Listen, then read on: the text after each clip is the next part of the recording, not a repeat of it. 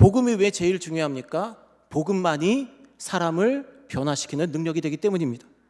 로마서 1장 16절 말씀 우리 함께 고백하겠습니다. 내가 복음을 부끄러워하지 아니하노니 이 복음은 모든 믿는 자에게 구원을 주시는 하나님의 능력이 됨이라. 먼저는 유대인에게요 그리고 헬라인에게로다. 아멘. 우리는 본래 오늘 본문 골로새서 1장 21절 말씀처럼 악한 행실로 멀리 떠나 마음으로 원수가 되었던 사람들이었습니다. 하나님의 진노를 피할 수 없는 사람들이었습니다. 하나님께서 보시기에 원수였습니다. 그런데 이제 예수 그리스도의 십자가 보혈로 말미암아 하나님과 화목하게 되었으니, 구원받게 되었으니, 하나님의 자녀가 되었으니 우리가 어찌 그 복음의 기쁨과 즐거움과 감격이 없이 살아가는 것이 마땅하겠습니까? 우리는 이제 모든 것을 다 복음으로 해석을 해야 돼요. 복음만이 렌즈입니다. 세상 사람들에게는 렌즈가 너무 많아요. 돈 많이 버는 사람, 코인 하는 사람, 부동산 하는 사람, 세상에 명예 있는 사람들, 높은 사람들, 부유한 사람들, 인맥을 말 관리해야 된다, 리더십을 훈련해야 된다. 무수한 세상에 렌즈들이 많이 있어서 사람들이 이 렌즈도 끼워보고 저 렌즈도 끼워보고 하다가 아무것도 성공하지 못하고 별 유익도 없이 그냥 그게 옳은 줄 알고 여기저기 혼란스러워하는 시대를 보게 됩니다.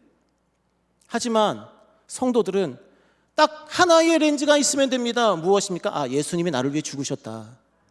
복음의 렌즈가 유일한 렌즈인 줄 믿습니다.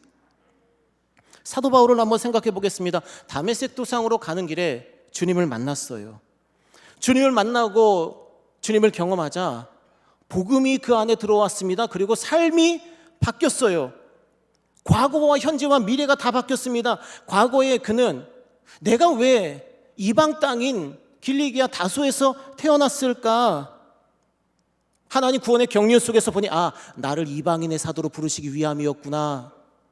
내가 왜 가말리엘 문화에서 그렇게 열심히 율법에 대해서 공부했을까?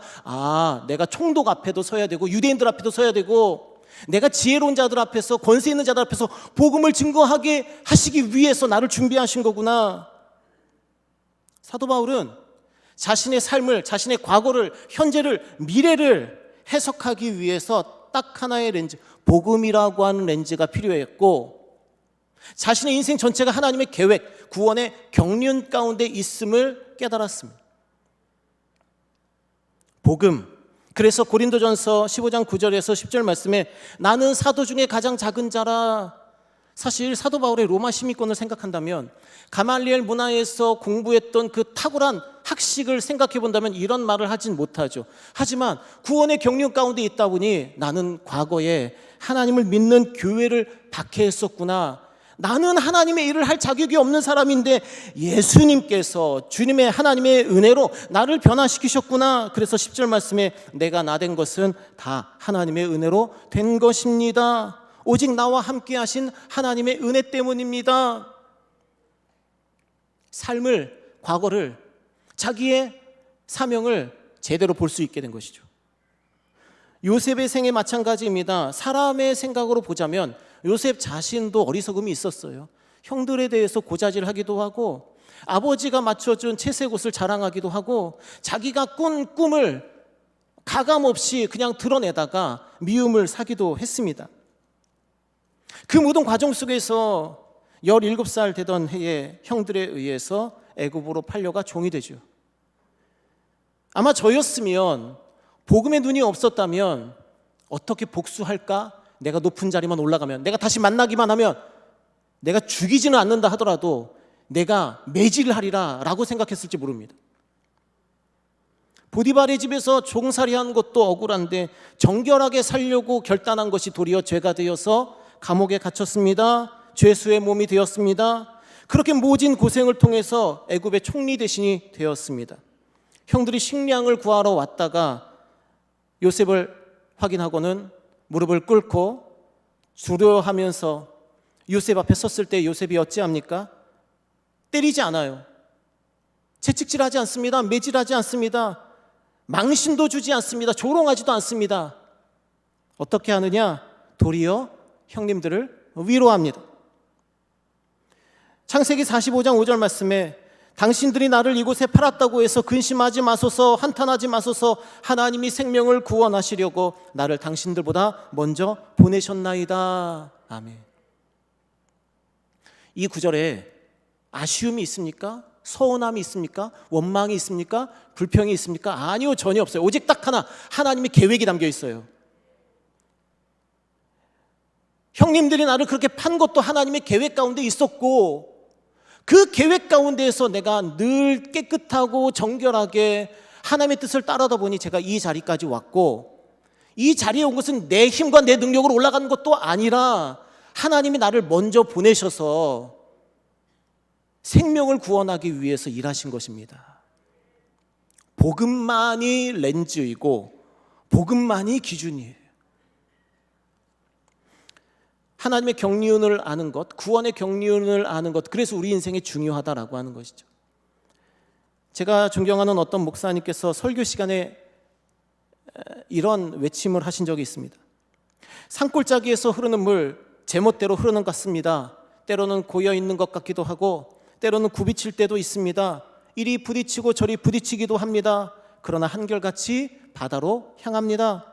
물이 예외 없이 바다로 향하는 것처럼 때로는 부조리한 역사 같기도 하고 모순된 역사 같기도 하고 어찌 이런 일이 있을 수 있냐 할 수 있지만 모든 역사는 합쳐서 하나님이 지시하신 방향으로 그 목표를 향해 분명히 진행되어 가고 있습니다.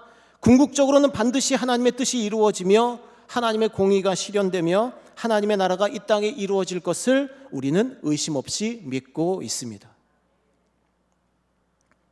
사랑하는 성도 여러분, 우리가 어떻게 하나님의 일꾼으로, 교회의 일꾼으로 설 수가 있겠습니까?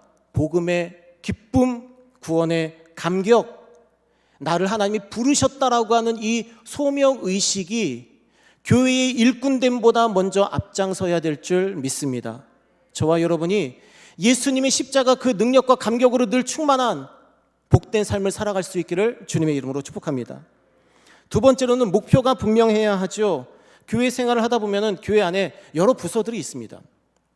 여러 부서들이 있는데 각자 자기들만의 부서 목표를 향하여 달려가면 서로 갈등하기도 하고 다투기도 하고 싸우기도 합니다. 하지만 교회 전체의 목표를 생각해서 스스로 낮추고 희생한다면 하나의 목표를 향해서 아주 성실하게 달려갈 수가 있는 것이죠. 2005년 세상을 떠난 세계적인 경영학자 피터 드러커는 한국 교회를 염려하는 마음에 이러한 도전적인 말씀을 하신 적이 있습니다. 한국 교회가 일을 너무 많이 한다는 거예요. 너무 많은 일을 하는 것보다는 핵심적인 일에 집중해야 한다라고 하는 것이죠. 선생님들, 핵심적인 한 가지 일에 열중하면 됩니다. 아이들에게 복음을 가르쳐야겠다. 전도대원들, 한 가지 핵심적인 일을 하면 되는 것입니다. 내가 주님을 알지 못한 이들에게 복음을 전해야겠다. 찬양대원들, 찬양팀원들, 한 가지 일을 잘하면 됩니다. 내가 예수님의 복음과 그 영광을 높여야겠다. 우리에게 여러 가지 많은 세상에서의 목표들이 있을 것입니다. 하지만 하나님께서 우리에게 원하시는 목표는 한 가지입니다. 복음을 위해서 일하라는 것이죠.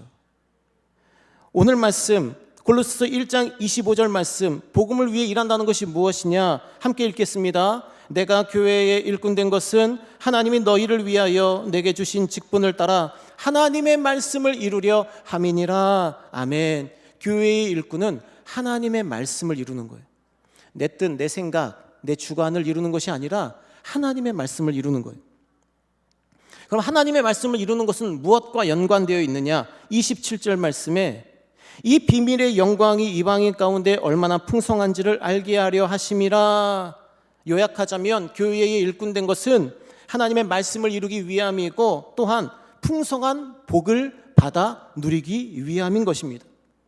말씀을 이루면 풍성한 복을 받아 누릴 수밖에 없는 것이죠. 왜 그러합니까? 마태복음 13장 19절 말씀에 따르면 말씀은 천국 말씀이기 때문이에요.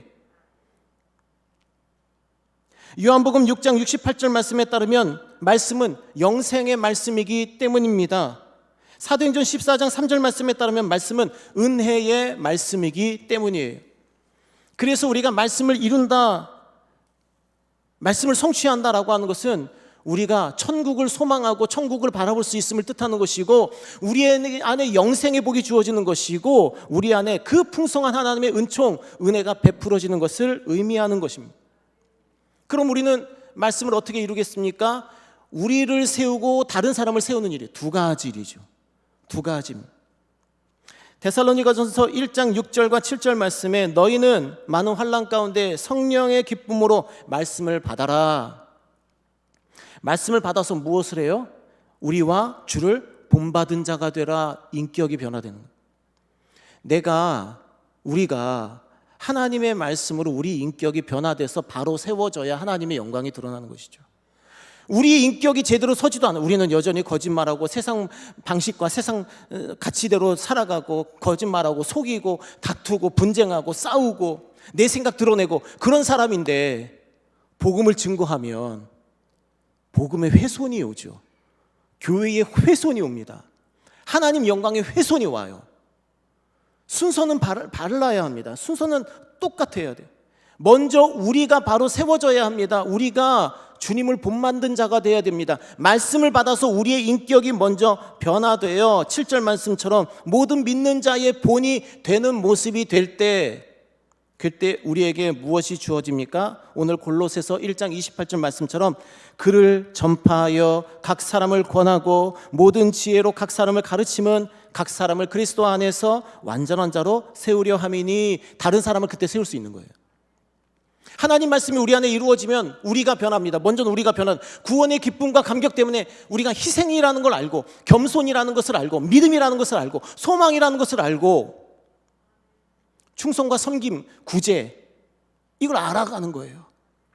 알면서 우리가 점점 말씀을 받아서 예수님을 닮아가죠. 예수님을 닮아가면서 우리가 복음을 증거하면 다른 사람, 주님을 알지 못하는 사람, 사단의 권세 아래에 있었던 사람, 사망 권세 때문에 두려워하던 사람들이 믿음으로 담대히 일어나 온전한 사람으로, 완전한 자로 세워져 우리와 함께 교회 공동체를, 하나님의 나라 공동체를 이루어가는 것이죠.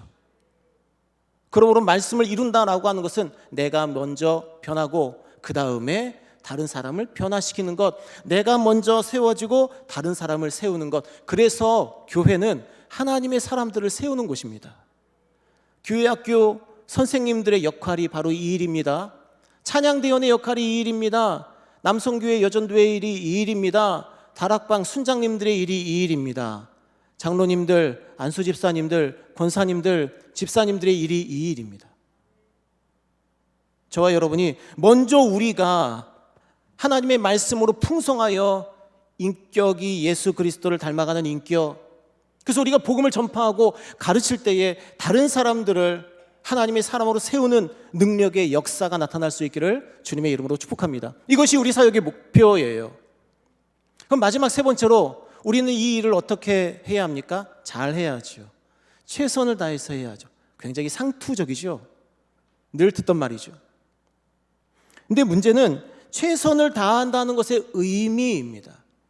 최선을 다하는 것이 무엇이냐? 내 육의 힘으로 막 다하는 것을 의미할까요? 그렇지 않죠.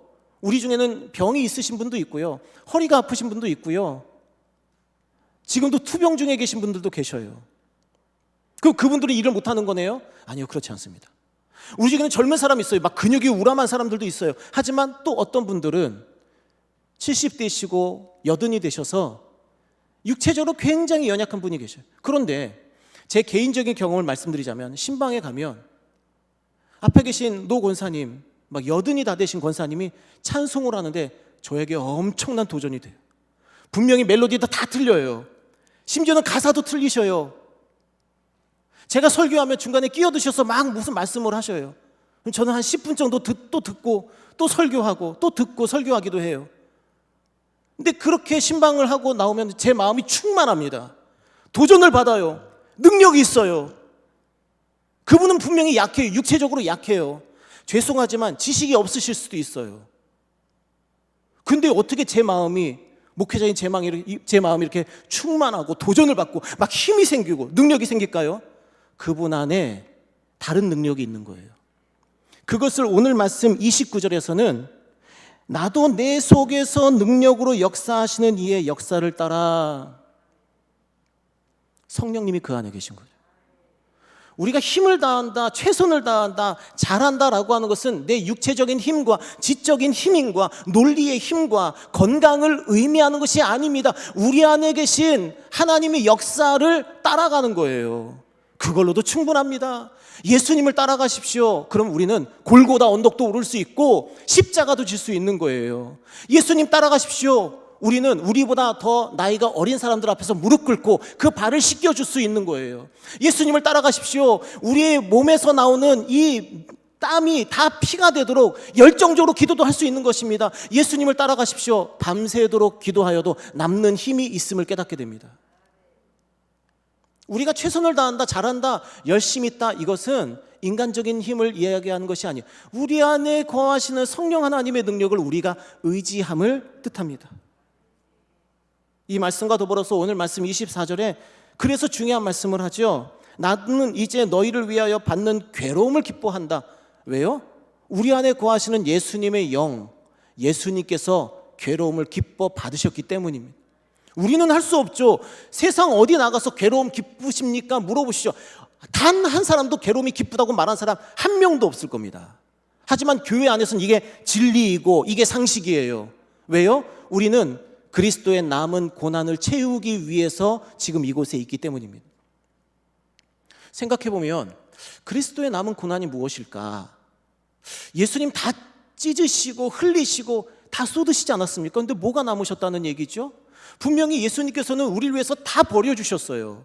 이미 겟세마네 동산에서 기도하실 그때부터 피를 많이 쏟으셨습니다. 극심한 스트레스로 제가 일전에 헤마티드로시스라고 한번 말씀을 드렸는데 얼마나 스트레스를 많이 받으시고 우리의 죄를 위해서 얼마나 고통하셨는지 이 피부에 있는 모든 미세한 혈관들이 다 터져가지고 땀 속에 피가 줄줄줄줄 흘러나올 정도로 애써서 헌신하셨어요. 그리고 나서 끌려가셔서 가시면류관 쓰시고 머리가 피로 줄줄줄줄 흐르는데 채찍질 맞으시고 그 채찍 끝에 납덩어리가 달려있고 동물의 뼈가 달려있는 그 채찍이 몸을 찢고 뼈를 부러뜨렸어요.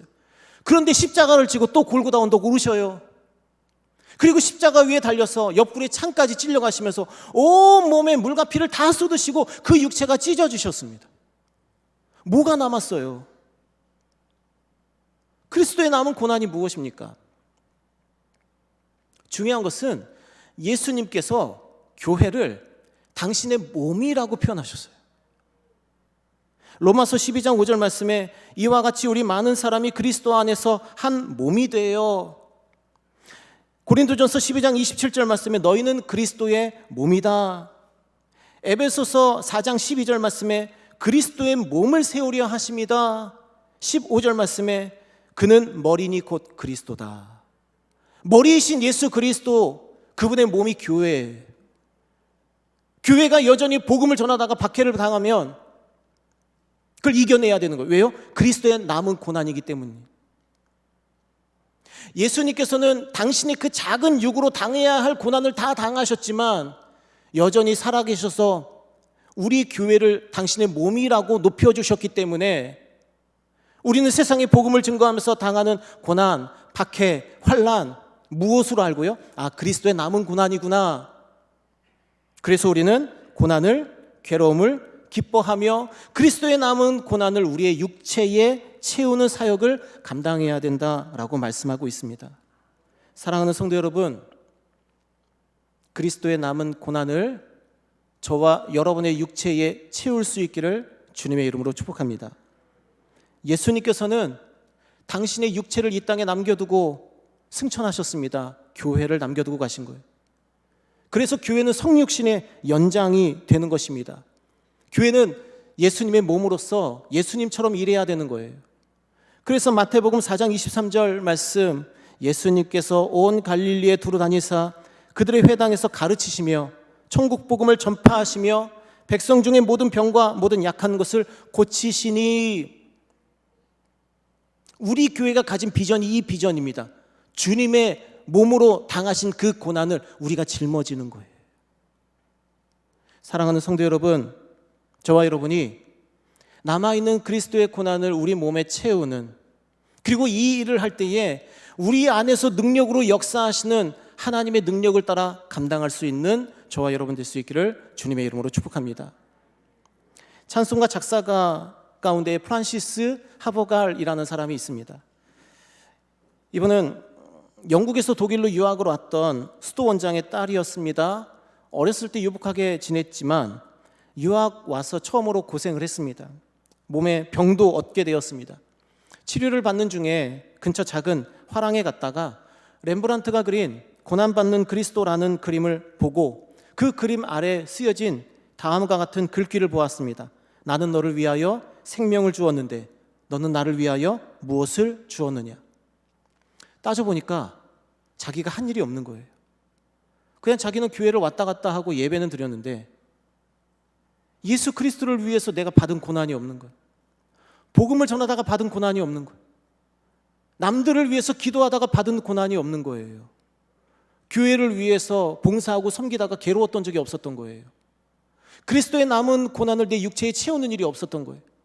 얼마나 부끄럽고 얼마나 죄송하던지 이 말씀에 이 글귀에 도전을 받아 찬송가를 지었는데 그것이 바로 오늘 우리가 함께 부르는 찬송가 311장 내 너를 위하여 몸 버려 피 흘려 너의 죄를 속하여 살 길을 주었는데 널 위해 몸을 주건만 너는 무엇을 주느냐. 너의 몸을 위해 내 몸을 희생했건만 너는 무엇을 하느냐. 너의 죄를 대속했건만 너는 무엇을 하느냐. 이것이 귀중하건만 너는 무엇을 하느냐. 고백하게 되었다라고 하는 것이죠. 말씀을 정리하겠습니다. 사랑하는 성도 여러분, 우리는 주님처럼 일하는 교회입니다. 우리는 하나님의 일꾼입니다. 교회의 일꾼입니다. 교회의 일꾼이기 전에 우리는 복음의 일꾼이 되어야 합니다. 복음의 일꾼이 되지 않고서는 하나님과 교회의 일꾼이 될 수 없습니다.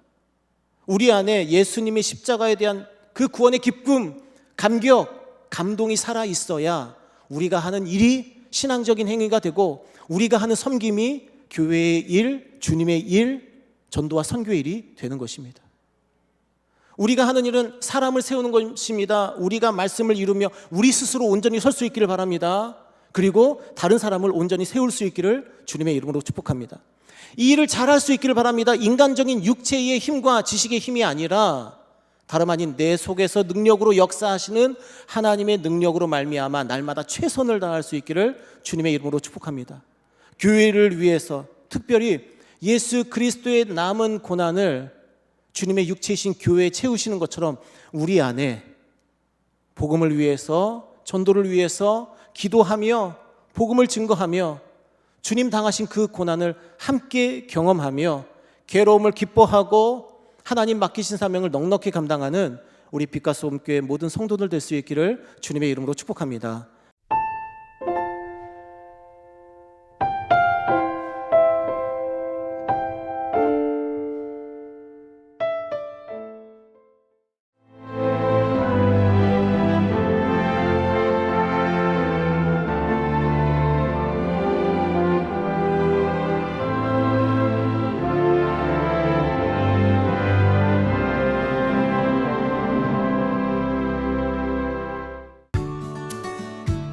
추워질수록 겨울이 깊어갈수록 더욱 선명해지는 애기 동백. 4천만 송이 애기 동백 찾아 올겨울에도 천사섬 신안으로 섬 겨울꽃 축제. 새하얀 눈꽃 아래로 새빨간 애기 동백 사이로 천천히 걸어보는 이 겨울. 가장 따뜻한 겨울을 만나세요. 천사섬 신안 섬 겨울꽃 애기 동백 축제. 1년 12달 흥겨운 축제로 가득한 섬. 섬마다 문화와 예술이 살아있는 사계절 꽃피는 바다 위의 꽃정원. 누구나 가고 싶은 섬. 이곳은 희망이 샘솟는 천사섬 신안입니다. 추워질수록 겨울이 깊어갈수록 더욱 선명해지는 애기 동백 섬 겨울꽃 축제. 새하얀 눈꽃 아래로 새빨간 애기 동백 사이로 천천히 걸어보는 이 겨울. 가장 따뜻한 겨울을 만나세요. 천사섬 신안 섬 겨울꽃 애기 동백 축제.